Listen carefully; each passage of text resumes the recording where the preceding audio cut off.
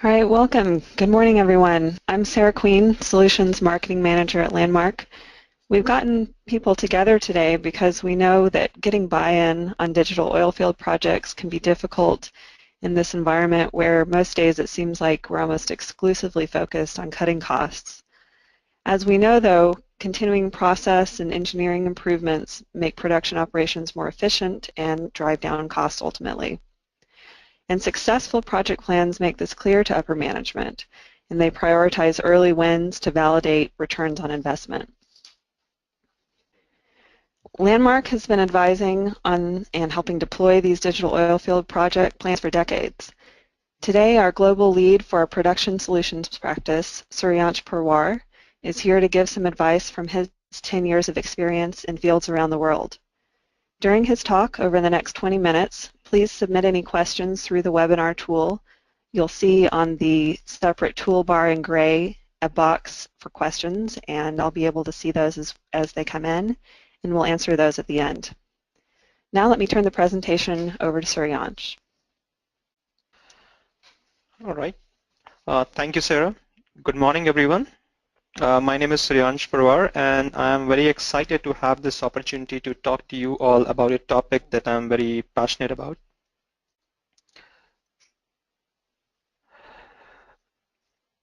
As you all know, these are very tough times and unprecedented market conditions, and all of us are focused on reducing operational cost and improving productivity.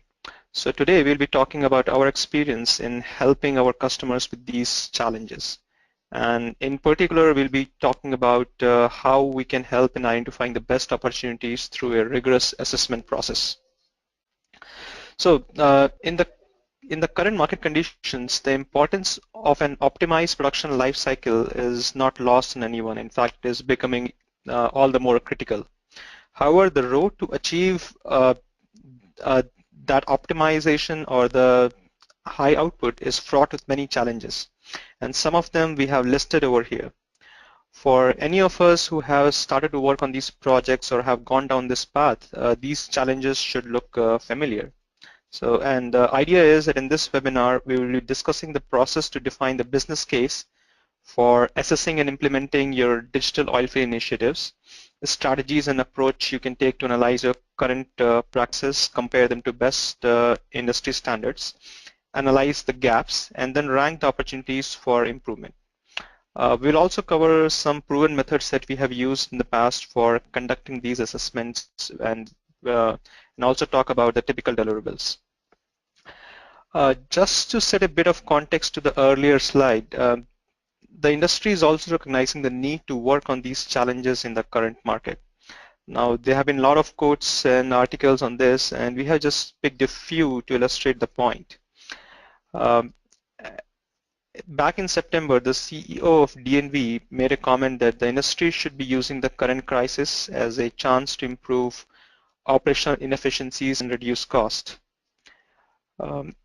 In December, a Houston Chronicle carried an article mentioning how oil companies are using digital initiatives to get more out of their existing wells and workers. And in a recent AAPG article in January, a large independent operator, Anadarko, mentioned how they are seeing a high volume of data that is required to be measured, modeled, and then integrated workflows to be built. And the idea for these workflows is to enable good decision making quickly. Now that's a great summary of what needs to be done. And if you look at these quotes, a common theme here being the operational inefficiencies and making good decisions quickly.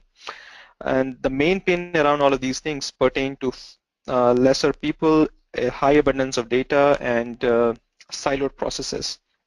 Now, many articles talk about using technologies like the Chronicle story and the comment from the DNV CEO. But I would just like to emphasize one point. The technologies have always been there to support the process, but it hasn't been the other way around. And I want to take some time to expand on the importance of following a process. So let's look at what this process is that we follow at Landmark. At Landmark, we call it Smart Transform. It is our approach to any project for assessment, conceptual planning, detailed design, configuration, and implementation.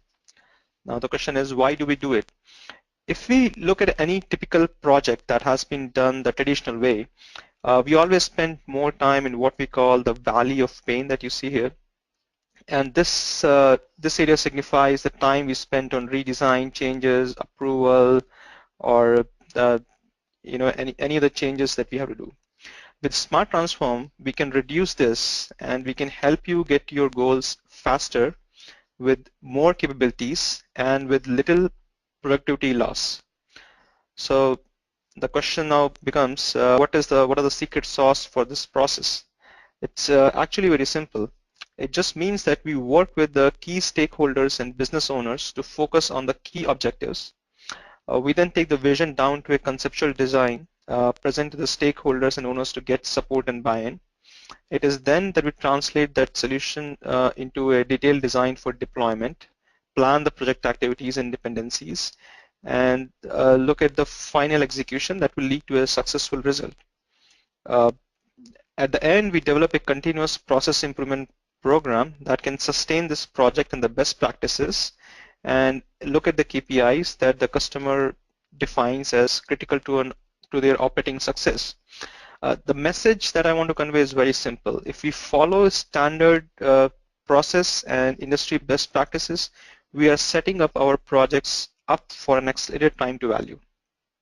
So let's talk about the process. So in the last few slides, we have introduced a number of concepts: digital oil fields, technology evaluation, implementation, integration, change management, and so on. So when you're talking about a rigorous process for evaluating projects, it can be a combination of many of these.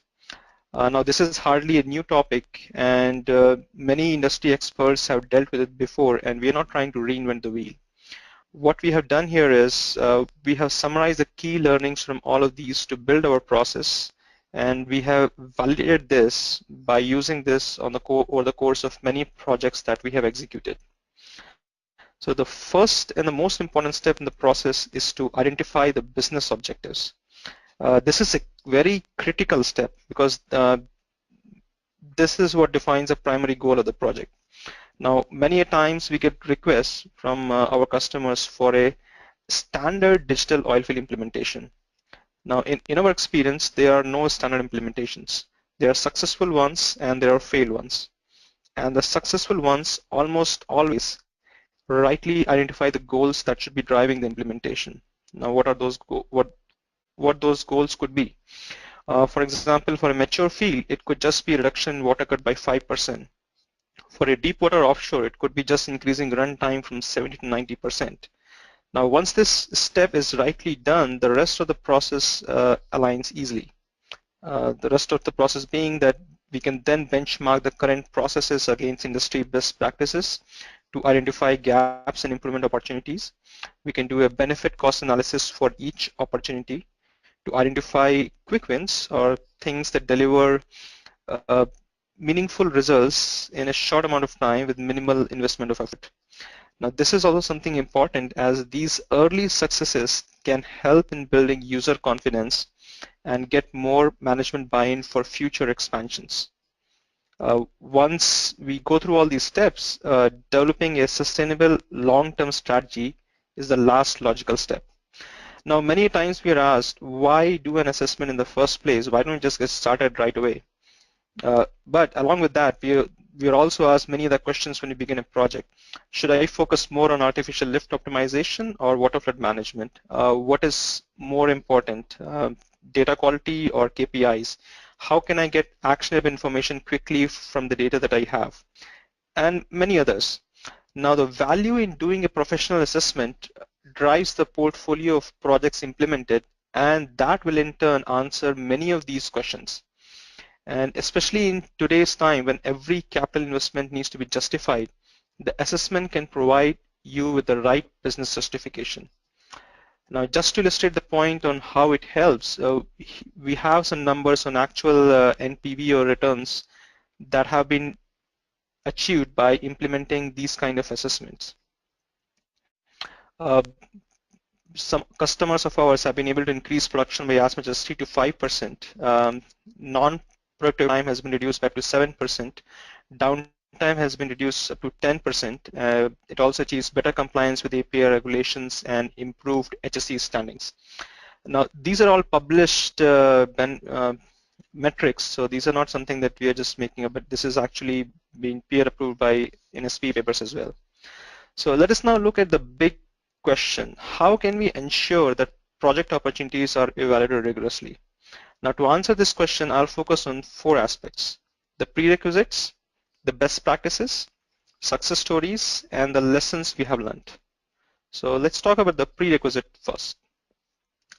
Now, digital oilfield project consulting is the most beneficial when the facilitator is an unbiased third party. Now, the first two characteristics on experience and expertise are a given. Any assessment of this order of magnitude needs to be done by industry experts who have the domain-specific knowledge as well as in business process improvement skills. Commitment from both vendor and operator is also required. But the most important thing to look here is the methodology.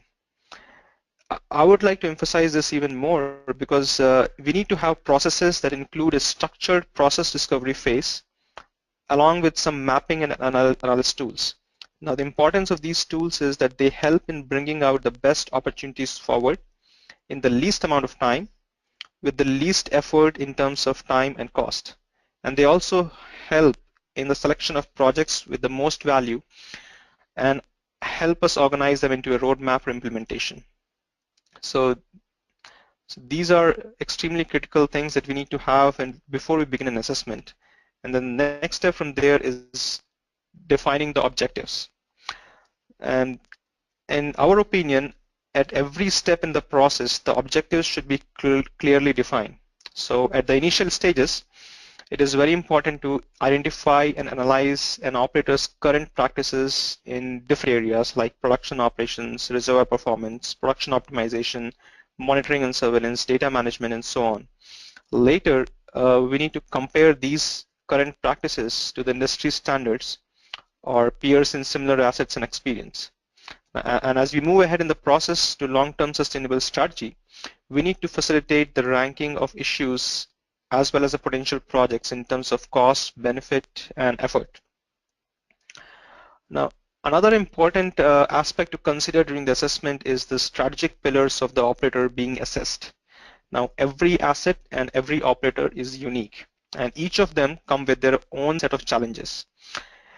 In a typical assessment, it is important to analyze and develop the content of the strategy framework or roadmap, whatever you want to call it, to include a wide range of processes that are specific to asset or an operator, and rather than focusing on an immediate task or a workflow.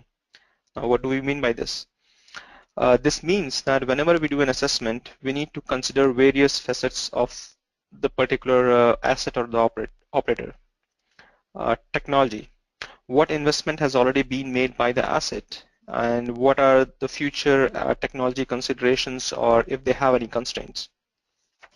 What are the what are the unique work processes? How are they functionally mapped? Organizational structure.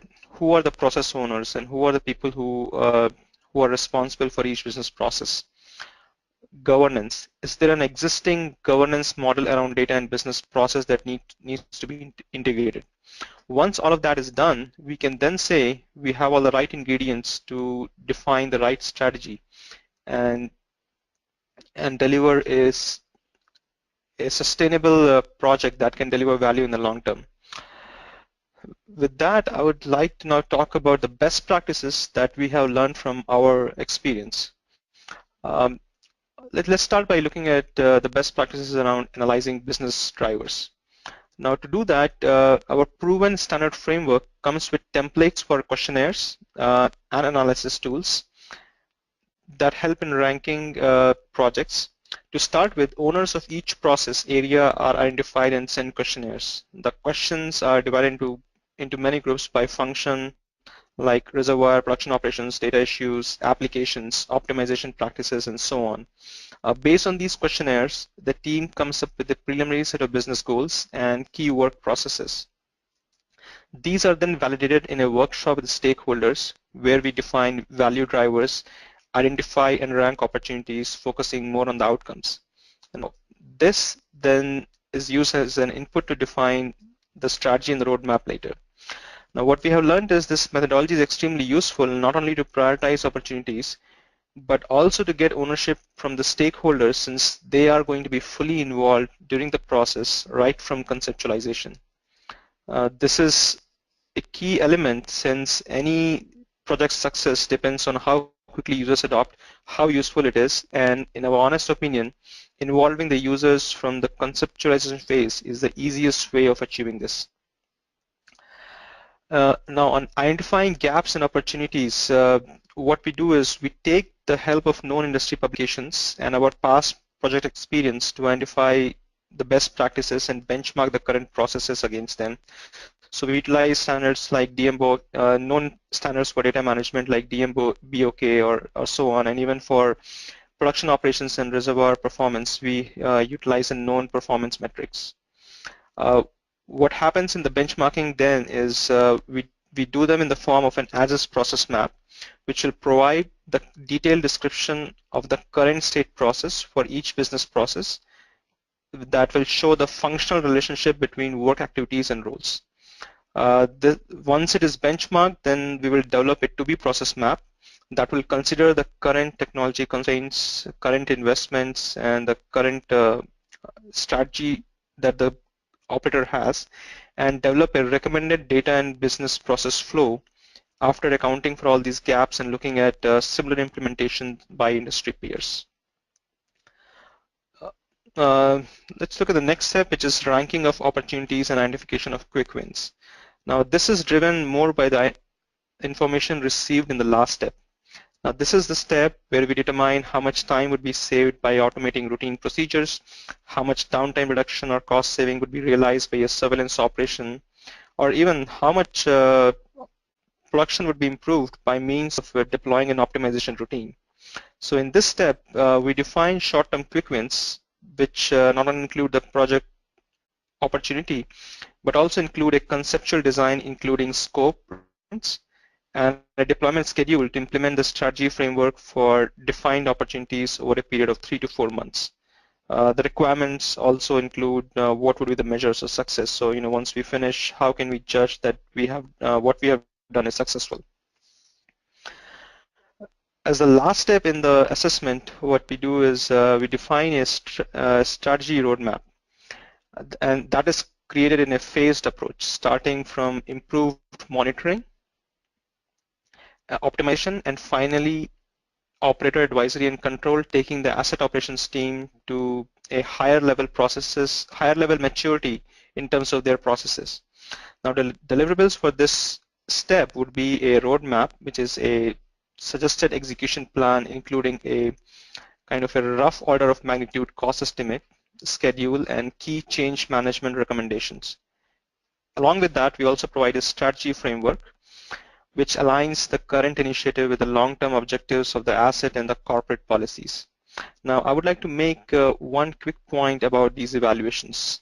These don't have to be large and multi-phase. We can start, or these can start with just a couple of days of discussion to frame up assessments or roadmap discussions. Even the most intense evaluations in our experience last no more than 2 to 3 weeks, but regardless, they set the project on the path to success. Now, let me showcase a case study where we put all of this to action and delivered value to our customers. Now, this particular customer was operating a complex deepwater FPSO operation. The challenge they had was they had a diversified IT portfolio with a myriad of applications and data sources, like many of you, but extremely little cross-domain integration. Now, when the customer approached us, the mandate for us was to implement a digital oil field system with 5 workflows. Now, this is a typical request from many of our clients. Now, as part of the execution plan, the customer agreed to undertake a 2-week workshop with our experts where we analyzed all their current business processes, their existing IT systems, and understood their business drivers and goals. And as a result of this workshop, we identified 3 quick win opportunities for deployment in the first phase: production modeling, KPI monitoring, and real-time decision support. we also defined a long-term strategy plan for them, which included a list of workflows different from what they had initially provided. Now, this is important because this is also a proof point for the value of an assessment. Uh, the customer was able to realize more value or identify projects that could be more beneficial to them by going through this rigorous process. Now, eventually, the whole project included system implementation around 15 workflows in 4 phases, touching a wide variety of processes, and the customer realized significant cost benefits as you can read from the results. However, by using a standard approach, they were able to focus on processes that would deliver a higher ROI than initially estimated and execute the project in a sustainable phased approach. And just to make the point, this is not our only rodeo. We have helped many of our customers with similar assessments to drive more value from their planned initiatives. So let me share some key lessons that we have learned over the past decade working on such projects. So first one, most cost and production gains that will come from operations and facilities optimization. Now, most of the time we focus more on processes related to well production and reservoir. While these processes are very important, we often find many improvement opportunities, but that also means that we sometimes tend to ignore the operations in the facility side. In our experience, a vast majority of the quick win opportunities lie in this domain. Just to give an example, a customer of ours in Eagle Ford was able to reduce their well shut-ins by over 70% by implementing a workflow around tank management. It sounds simple, but it delivered a tremendous amount of value gain with little effort and investment, and it paved the way for future expansion and looking closely at other business processes. An early quick win like this that shows tremendous gains can help us get user and management buy-in alike. And that was another important learning for us. And that is important not only in this market where every investment needs a business case and justification, but it also helps with increased adoption, easy change management, and also the complete buy-in of users in the entire discovery and conceptualization for future process improvements. Now, another learning was that business process mapping and change management apply from start to finish. It is somewhat of a misconception that change management begins at the end of the project and process mapping needs to be done in the very beginning. While it is true that they are most important at that particular phase of the project, but looking at things practically, they happen throughout the life of the project. To give you an example, a KPI mapping for a green field will not remain the same as a field moves depletion phase, or the focus of a well monitoring workflow and alerts for a mature water flood will change before and after water breakthrough. Now, the mapping has to evolve as the business requirements change. The same goes for change management. Users are more likely to accept a process where they're involved since conceptualization rather than when they're engaged only at the rollout phase. And so the next learning goes without saying. However, I would like to stress on one thing here, collaboration. It's very important. In most cases, a lot of the efficiency gains can be realized by just breaking the silos between different domains and building true end-to-end integrated solutions, or in other words, combining the reservoir domains, drilling domains, production, and the facilities and building one true integrated workflow. Now to do that, we need to have the right people with the right experience. That is extremely critical. But while experience is a mandatory ingredient to the success of such projects, I mean, as I repeated many times earlier in the presentation, we cannot overemphasize the importance of process. Now, technology has always existed and will continue to exist, but that is just an enabler. What is more important is to understand how this will be implemented in a fashion that can achieve the business goals and align with the strategy that is defined for the operator or the asset. Now, all of these lessons have been discussed in detail with proof points in the SPE paper referenced below, so you're welcome to take a look at it. We are almost towards the end of our presentation, so I just want to take a minute to talk about how we can help you in your journey in these challenging market conditions. At Landmark, we are very committed to help our customers achieve the best possible business outcomes. And earlier in the presentation, we had mentioned our smart transform process, which we follow to go through the entire project life cycle, right from assessment to deployment to sustenance and support. And we have many such offerings around this, but I just want to mention one in particular. And this one is a 2-day workshop on digital oil fields that will provide you with your portfolio of quick wins and also identify the key bottlenecks that need to be resolved. And I would like to emphasize that we have the right combination of people, process, and technology to help you, and we can deliver significant value quickly. So this concludes my presentation. My contact info is here, so feel free to reach out to me for a copy of this presentation or if you have any other questions. I guess we have a few minutes now, and I would be happy to take any questions from the audience. Okay, thanks, Suryansh. We have several questions that came in during the presentation. I think we have time for maybe 2 right now, and the ones we don't get to, we can respond individually. One came in about change management. During your presentation, I didn't see any mention about the importance of communication and aligning project stakeholders. Can you share your experience on projects where communication was not properly taken into account? Well, that's a very good question. Our experience has shown that it is very critical to communicate clearly and often. And I think communication needs to be a part of change management that I described as a learning later in the slides. Now, when we do projects, the project leader has to make sure that communication channels are clearly identified. It is not only necessary that the internal project team communicates between itself, but also to make sure that external stakeholders, including clients, management, and everyone else, are kept in the loop when required. Now, if we have regular communication, we can simplify issues and deal with critical issues in a timely fashion. And sometimes we can have confusion, but I think if we can resolve that by communication, we can also avoid many of the issues that may not be clearly understood. Okay, one last question for right now. Obviously, different fields present different challenges. What's your experience with green fields, or have you learned some lessons there that you can share? Sure. So we had a great learning when we were working on a greenfield project in offshore Nigeria. And I think one of the lessons we learned is in the greenfield, you don't see many of the challenges that would exist with a mature field. For example, you're setting up the processes, so the change management is easier because you can embed the new technology or the new business processes right from the very beginning.